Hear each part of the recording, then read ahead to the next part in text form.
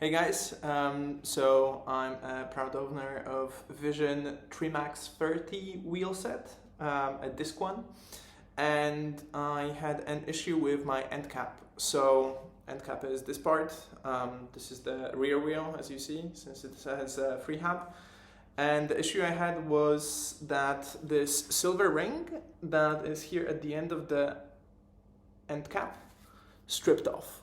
So this is how it looked like, and that caused the sort of the spacing between the lowest cog on the cassette and the frame to be too small, and when my chain was in the lowest cog it was rubbing against the frame. So I temporarily solved it with just like a really thin washer, and that was a very ad hoc solution. I wanted to show you, but I actually don't have it here with me currently. So I got a new set of those end caps from Vision, but I've run into an issue of not knowing immediately how to take it off, and turns out that basically almost every Vision wheel has a slightly different way of taking this off. I struggled with it for a bit to find online how to take it off, eventually figured it out, so I thought I would quickly record this video, put it on YouTube, just in case anyone in the future might find it helpful, because I guess that's how YouTube works, right? Alright, so we will need, the first part is quite straightforward. Just like with most other wheels, we need two 5mm hex wrenches. We put them into both sides and start turning it counterclockwise. That unscrews our non-drive side, and we are able to take it off easily. And now this is the tricky part. Some of the Vision wheels I saw online on YouTube require a 10mm hex wrench, which you put in here, and that allows you to unscrew the drive side. But that is actually not the case for this Trimax 30. So what you need to do is you need to push it out, push it through the entire axle, and applying a little bit of force, take it out. And in my case, it comes out together with the bearing, and let me put this away. So it came out with the bearing as well as this part that you can just easily slide off. And this is where the secret to undoing this end cap is. So right over here, there is a slot for a 15mm wrench. So let me grab a wrench. You slide it on. I put my thumb on here, and now you can easily unscrew this drive side end cap. After you start unscrewing it, you can just take it off by hand. And voila, I didn't need to take off the free hub of the axle and do anything with the ball bearings inside, so I'm not gonna cover that. Maybe I'll have to do it another day. So I'm just gonna screw this back on and double check or prove to you that we are now able to put it back on.